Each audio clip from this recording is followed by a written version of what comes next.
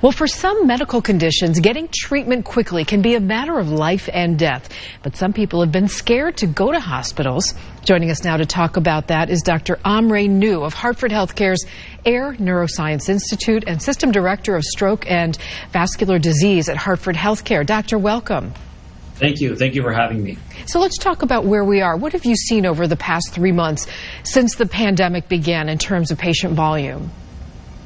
So since the pandemic began, what we observed in our system, similar to the rest of the Northeast, was somewhat of a decline in patients seeking care. I think there may have been a concern of safety or concern that some of the symptoms might go away, that type of thing.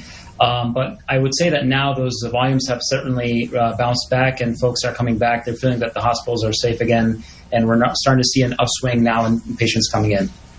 And what kind of safety measures are you taking when patients come in? We have a very strict protocol in our emergency department for patients coming in with a stroke. Everybody who comes in is following the safety guidelines that have been instituted through our state and through our hospital system, including social distancing, appropriate PPE for the patients and for the providers, and making sure that testing is done promptly for those who need it. Let's talk about strokes in particular. Time is of the essence, correct? Time is brain, is that the saying, for getting help? And what are the symptoms?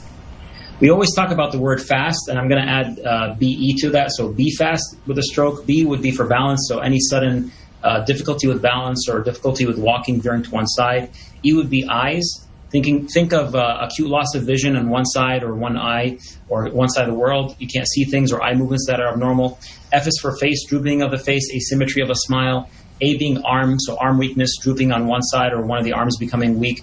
S would be speech, so the quality of the speech, the character or the language abilities. And T is time, as you said. With every minute, 2 million neurons almost can die during a stroke. So if somebody's experiencing those symptoms, call 911 right away and don't worry about anything else because the risks are severe. Great description. Okay, patients with prior strokes, are they more susceptible to getting COVID-19 or suffering complications? Yeah, it's interesting. There's been a lot in the literature about history, stroke and COVID in general. There's definitely some data about patients with COVID having higher risk of stroke and blood disorders and so forth.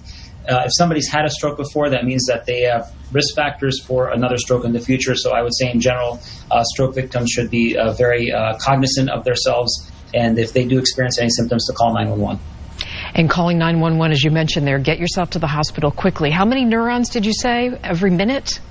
Yeah, about 1.9 million. Wow. And I don't think you and I would ever want to spare a single one. So I think that every second counts in stroke, and calling 911 is the best call of action. All right, Dr. Amre Nouh, thank you very much for joining us and bringing us up to date. We appreciate it. Thank you for having me.